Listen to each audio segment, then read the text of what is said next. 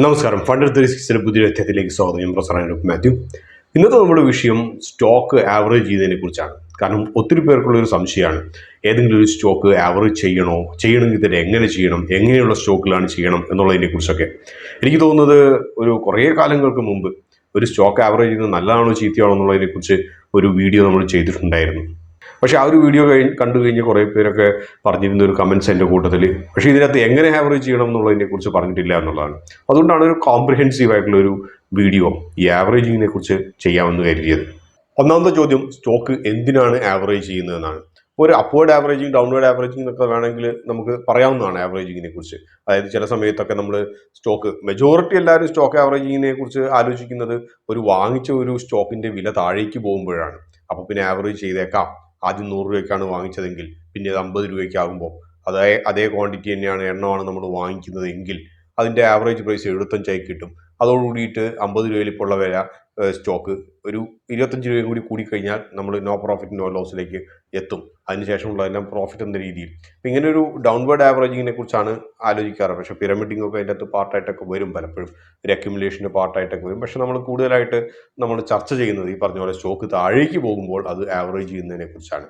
അപ്പോൾ ആവറേജ് ചെയ്യുന്നതിൻ്റെ ഗുണം ഇതാണ്, നമ്മുടെ ആവറേജ് പ്രൈസ് കുറഞ്ഞു വരും. അതുകൊണ്ട് തന്നെ പ്രോഫിറ്റിൽ എത്താനുള്ള സാധ്യത കൂടുതലായിരിക്കും കുറഞ്ഞ സമയത്തിനുള്ളിൽ. പക്ഷേ ഈ പറഞ്ഞതുപോലെ ആവറേജ് ചെയ്യുന്നതിന് മുമ്പ് കുറച്ച് കാര്യങ്ങളൊക്കെ നമ്മൾ ശ്രദ്ധിക്കുന്നത് വളരെ നല്ലതാണ്. ഉദാഹരണമായിട്ട് പറയുകയാണെങ്കിൽ, ഇപ്പോൾ നമ്മൾ യൂണിടെക്കിൻ്റെ കാര്യമൊക്കെ എടുത്തു നോക്കാം. യൂണിടെക്കൊക്കെ ആണെങ്കിൽ പണ്ട് വലിയ വില ഉണ്ടായിരുന്നതാണ്, 200-250 രൂപ അങ്ങനെയൊക്കെ ഉണ്ടായിരുന്നതാണ്. ഒരു സ്റ്റഡിയായിട്ട് അതിനേക്കാളും വലിയ വില ഉണ്ടായിരുന്നു. അതിനുശേഷം അത് താഴേക്ക് വരാൻ തുടങ്ങിയപ്പോൾ നിങ്ങൾ ആലോചിച്ച് നോക്കുക, താഴേക്ക് വന്ന് അത് ഒറ്റ അക്കത്തിലേക്ക് ഒക്കെ എത്തിപ്പോയി. അപ്പോൾ ഒരാൾ 200 ചില്ലറ രൂപയ്ക്കകത്തുന്നത് ആവറേജ് ചെയ്യാൻ തുടങ്ങി എന്ന് കരുതുക. എന്തായിരിക്കും സംഭവിക്കുക? ഇയാൾ 200 കഴിഞ്ഞ് 150 എത്തുമ്പോൾ ആവറേജ് ചെയ്യും, 100 ആവറേജ് ചെയ്യും, 50 ആവറേജ് ചെയ്യും, 75, 50, 20, 25, 10 ഒക്കെ ആവറേജ് ചെയ്തു പോകും. അപ്പോൾ സംഭവിക്കുന്ന ഒരു കാര്യം എന്ന് വെച്ച് കഴിഞ്ഞാൽ, ഇങ്ങനെ ആവറേജ് ചെയ്തിട്ട് നമ്മുടെ പോർട്ട്ഫോളിയോയിൽ ഇത് മോശമില്ലാത്തൊരു ഇമ്പാക്റ്റ് ഒക്കെ ഉണ്ടാക്കും വരുമ്പോഴത്തേനും ഏകദേശം പോർട്ട്ഫോളിയോയുടെ 90% ഈ പറഞ്ഞ ഒരു സ്റ്റോക്ക് മാത്രമായിട്ട് മാറും. അപ്പോൾ പൊസിഷൻ സൈസിങ് കറക്റ്റ് ആയിരിക്കില്ല. കൂടാതെ നമ്മുടെ ഒരു റിസ്ക് മിറ്റിഗേഷൻ മെത്തേഡ്സ് എന്ന് പറയുന്നത് അത്ര നല്ലതായിരിക്കില്ല എന്നുള്ള ഒരു പ്രശ്നങ്ങളുമുണ്ട്. അപ്പോൾ കുറച്ച് കാര്യങ്ങളൊക്കെ നമ്മൾ ശ്രദ്ധിക്കണം. ഒന്നാമത്തെ കാര്യം എന്ന് വെച്ച് കഴിഞ്ഞാൽ, ആദ്യമായിട്ട് നിങ്ങൾ കണക്ക് കൂട്ടേണ്ടത് എത്ര ഫണ്ട്സ് ഈ പറഞ്ഞതുപോലെ നമുക്ക് ആവറേജിങ്ങിന് വേണ്ടി മാറ്റി വയ്ക്കാൻ കഴിയും എന്നുള്ളതാണ്. ഒരു 10 മുതൽ 20 സ്റ്റോക്കുകൾ വരെ ഒരു പോർട്ട്ഫോളിയോയിൽ ഉണ്ടാകുന്നതിൻ്റെ അകത്ത് വലിയ തെറ്റില്ല. അതായത് മൊത്തം നമ്മൾ സ്റ്റോക്ക് മാർക്കറ്റിൽ ഇൻവെസ്റ്റ് ചെയ്യാൻ ഉദ്ദേശിക്കുന്ന പണത്തിൻ്റെ ഒരു 5 മുതൽ 10% കൂടുതൽ എത്രയൊക്കെ ആവറേജ് ചെയ്ത് വന്നാൽ പോലും ആ ഒരു പ്രത്യേക സ്റ്റോക്കിൻ്റെ മുകളിൽ ഇൻവെസ്റ്റ് ചെയ്യരുത്.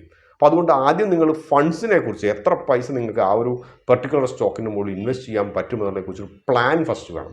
പ്ലാൻ ഇല്ലാതെ താഴേക്ക് വരുന്നതോറും ആവറേജ് ചെയ്ത് പോകാമെന്നുള്ള ഒരു വിയേർഡായിട്ടുള്ള ഒരു വേഗായിട്ടുള്ളൊരു പ്ലാൻ മാത്രമാണെങ്കിൽ ഈ ആവറേജിംഗ് എന്ന് പറയുന്നത് ഗുണത്തേക്കാളേറെ ദോഷകരമായിരിക്കും ഭവിക്കുക. രണ്ടാമത്തെ കാര്യം, ആവറേജ് ചെയ്യുന്നത് എന്തിനാണെന്നുള്ളൊരു ചോദ്യം നിങ്ങളോട് തന്നെ ചോദിച്ചു നോക്കുക. നിങ്ങൾക്ക് വെറുതെ മാനസികമായിട്ടൊരു തോന്നലാണോ ഈ സ്റ്റോക്ക് മുകളിലേക്ക് പോകുന്നുള്ളത്, അതോ ഈ പറഞ്ഞ പോലെ ഈ സ്റ്റോക്ക് ഫണ്ടമെൻ്റലി വളരെ സ്ട്രോങ് ആണ്, എന്തെങ്കിലും ഒരു ചെറിയ കാരണങ്ങൾ കൊണ്ട് താഴേക്ക് വരുന്നതാണോ, ഒരു കറക്ഷനിൽ താഴേക്ക് വരുന്നതാണോ, അല്ലെങ്കിൽ മാർക്കറ്റ് സെൻറ്റിമെൻറ്റ് മൊത്തത്തിൽ നെഗറ്റീവ് ആയതുകൊണ്ട് താഴേക്ക് വരുന്നതാണോ എന്നുള്ള കാര്യങ്ങളെക്കുറിച്ച് നമ്മൾ ആലോചിക്കണം. ഒട്ടനേകം കമ്പനികൾ നമ്മൾ കണ്ടിട്ടുണ്ട്. ഇപ്പോൾ യൂണിടെക് ഉൾപ്പെടെയുള്ള കമ്പനികൾ താഴേക്ക് വന്നുകൊണ്ടിരിക്കുന്നു, പക്ഷെ അത് ഫണ്ടമെൻ്റലി ഉള്ള ഇഷ്യൂസ് കൊണ്ടാണ് താഴേക്ക് വന്നുകൊണ്ടിരുന്നത്. അങ്ങനെയുള്ള സ്റ്റോക്കുകളുടെ മുകളിലൊന്നും ചാടി കയറിയിട്ട് ആവറേജ് ചെയ്യാൻ നിൽക്കരുത്. ഇംഗ്ലീഷുകാരൻ പറയുന്ന പോലെ ഒരു ഫോളിംഗ് നൈഫ് പിടിക്കാൻ വേണ്ടിയിട്ട് പോയി കഴിഞ്ഞാൽ അത് പലപ്പോഴും അപകടത്തിലേക്കായിരിക്കും കൊണ്ടെത്തിക്കുക. താഴോട്ട് പോകുന്നത് എന്തുകൊണ്ടാണ് എന്നുള്ളതിനെക്കുറിച്ച് നമ്മൾ അനലൈസ് ചെയ്യണം. എന്തുകൊണ്ട് എന്നുള്ള ഒരു ചോദ്യം ചോദിക്കണം, അതിനു വേണ്ടിയിട്ടുള്ള റിസർച്ച് ചെയ്യണം. അപ്പോൾ ഫണ്ടമെൻ്റൽ ഇഷ്യൂസ് കൊണ്ടാണ് താഴേക്ക് പോകുന്നത് എങ്കിൽ ആ ഒരു സാധനം നിങ്ങൾ ആവറേജ് ചെയ്യാൻ പോകരുത്. അതിനു പകരം കയ്യിലുള്ള പൊസിഷൻ എക്സിറ്റ് ചെയ്യാൻ പോവുക. ലോസ് ബുക്ക് ചെയ്യുന്നത് ഒരു വലിയ ക്രൂരകൃത്യമൊന്നുമല്ല, അത് ചെയ്യുക. ഫണ്ടമെൻ്റലി സ്ട്രോങ് ആണ് എന്ന് തോന്നിയെങ്കിൽ നിങ്ങൾ ഫണ്ട്സ് എത്ര മാറ്റി വയ്ക്കാൻ പറ്റുമെന്ന് നോക്കുക. അതിനുശേഷം നമ്മൾ എന്ത് ചെയ്യുക, ടെക്നിക്കൽ അനാലിസിസ് നടത്തി നോക്കുക. Is this the right time to buy എന്നുള്ളതിനെ കുറിച്ച്. അതോ ഇനി സെന്റിമെന്റും അതേപോലെ ടെക്നിക്കലി ചാർട്ട്സും ഈ പറഞ്ഞ പോലെ ഇനിയൊരു ഡൗൺവേർഡ് ട്രെൻഡ് കാണിക്കുന്നുണ്ട് എങ്കിൽ വെയിറ്റ് ചെയ്യുക ആവറേജ് ചെയ്യാൻ വേണ്ടിയിട്ട്. പിന്നെ പലർക്കും ആവറേജ് ചെയ്യുന്നതിൻ്റെ ഒരു അണ്ടർലൈൻ തിയറി എന്ന് പറഞ്ഞു കഴിഞ്ഞാൽ, എന്താണ് എപ്പോഴും ആവറേജ് ചെയ്യാന്ന് പലരും പറയാറുണ്ട്, പല എക്സ്പേർട്സ് ഉൾപ്പെടെ. അതിന് പ്രധാനമായിട്ടും 2 തിയറിയാണ് പറയാറ്. കാരണം ഒന്നാമത്തെ തിയറി എന്ന് വെച്ചാൽ എഫിഷ്യന്റ് മാർക്കറ്റ് ഹൈപ്പോത്തിസിസ് ആണ്. എഫിഷ്യന്റ് മാർക്കറ്റ് ഹൈപ്പോത്തിസിസ് എന്ന് പറഞ്ഞാൽ, മാർക്കറ്റ് എന്ന് പറയുന്ന ആ ഒരു സിസ്റ്റം 100% എഫിഷ്യന്റ് ആണെന്ന് നമ്മൾ അങ്ങോട്ട് വിശ്വസിക്കുന്നു.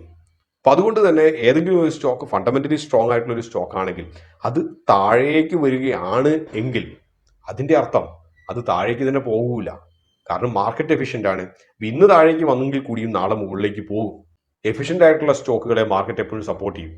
അതുകൊണ്ടാണ് പലപ്പോഴും ആവറേജിങ് പെനി സ്റ്റോക്സോ കുഞ്ഞു സ്റ്റോക്കുകളോ ഫണ്ടമെന്റൽസ് വ്യക്തമായിട്ട് ലഭിക്കാത്തതോ നല്ലതോ അല്ലാത്ത സ്റ്റോക്കുകളെ സംബന്ധിച്ച്, ഇൻഎഫക്റ്റീവ് ആയിട്ടുള്ള സ്റ്റോക്കുകളെ സംബന്ധിച്ച്, ഇൻഎഫിഷ്യന്റ് ആയിട്ടുള്ള സ്റ്റോക്കുകളെ സംബന്ധിച്ച് ഈ എഫിഷ്യന്റ് മാർക്കറ്റ് ഹൈപ്പോത്തിസിസ് വർക്കൗട്ട് ആകാത്തത്. അതുകൊണ്ടാണ് അങ്ങനെയുള്ള സ്റ്റോക്കുകളെ കയറി ആവറേജ് ചെയ്യാൻ പോകരുത് എന്ന് പറയുന്നത്.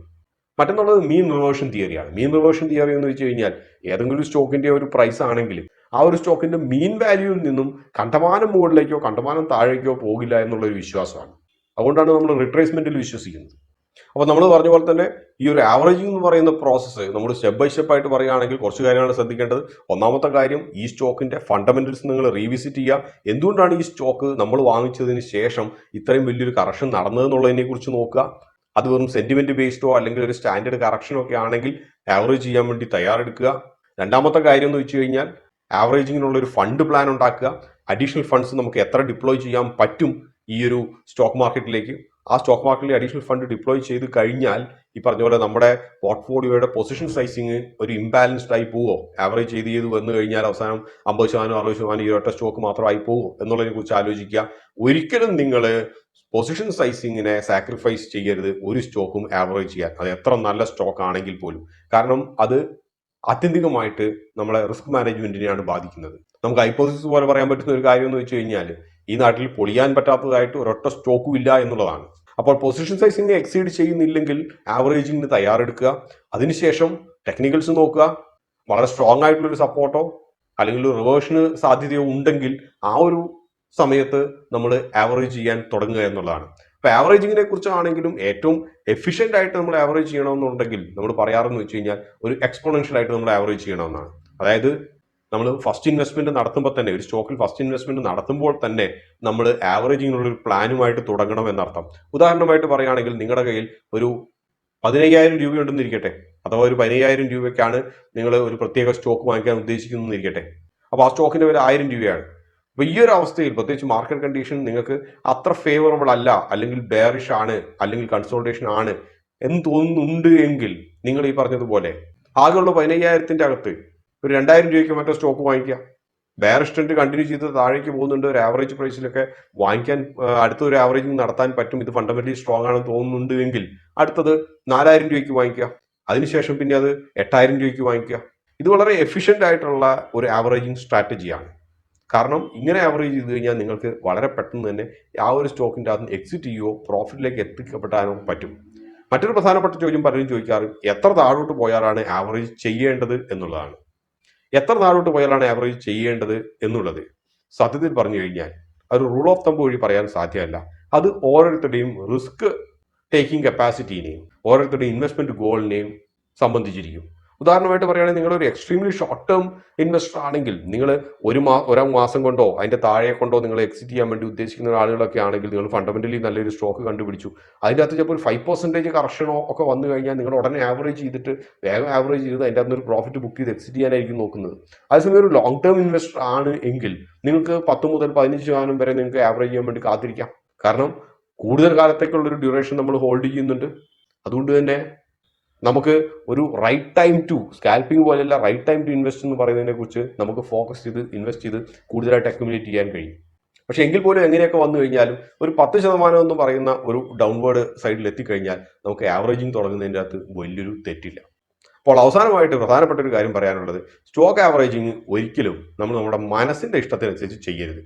അതായത് നമ്മൾ ആദ്യം ഒരു സ്റ്റോക്ക് നല്ലതാണെന്ന് നമ്മൾ മനസ്സിലാക്കുകയോ അല്ലെങ്കിൽ മറ്റാരെങ്കിലും ഒരു സ്റ്റോക്കിന്റെ ഗുണഗണങ്ങളെ കുറിച്ച് പറഞ്ഞതുകൊണ്ട് അതിൻ്റെ അകത്ത് ഇൻവെസ്റ്റ് ചെയ്യുകയോ ചെയ്തുകൊണ്ട് ലോകാവസാനം വരെ അത് എത്ര താഴോട്ട് വന്നാലും അത് നല്ല സ്റ്റോക്കാണെന്നുള്ള ഒറ്റ വിചാരം കൊണ്ട് സ്വന്തം മക്കളെ കുറിച്ച് വിചാരിക്കുന്ന പോലെ, ഏറ്റവും നല്ലവരാണ് അവരെന്ന് വിചാരിക്കുന്ന പോലെ ഈ സ്റ്റോക്കാണ് ലോകത്തിലെ ഏറ്റവും നല്ലത്, അതുകൊണ്ട് ഞാൻ എൻ്റെ പൈസ എന്തു വിട്ടിട്ട് ഞാനത് ആവറേജ് ചെയ്ത് പ്രോഫിറ്റിലേ സെല്ല് ചെയ്യൂ എന്നുള്ളൊരു വാശിയുടെ പേരിൽ ആ ഒരു മാനസികാവസ്ഥയുടെ മുകളിൽ ആ ഒരു സൈക്കോളജിയുടെ മുകളിൽ നമ്മൾ ഒരിക്കലും ആവറേജ് ചെയ്യാൻ പോകാതിരിക്കുക. ഇതാണ് ഏറ്റവും പ്രധാനപ്പെട്ട ഒരു നിയമം നമ്മൾ ആവറേജ് ചെയ്യാൻ പോകുമ്പോൾ.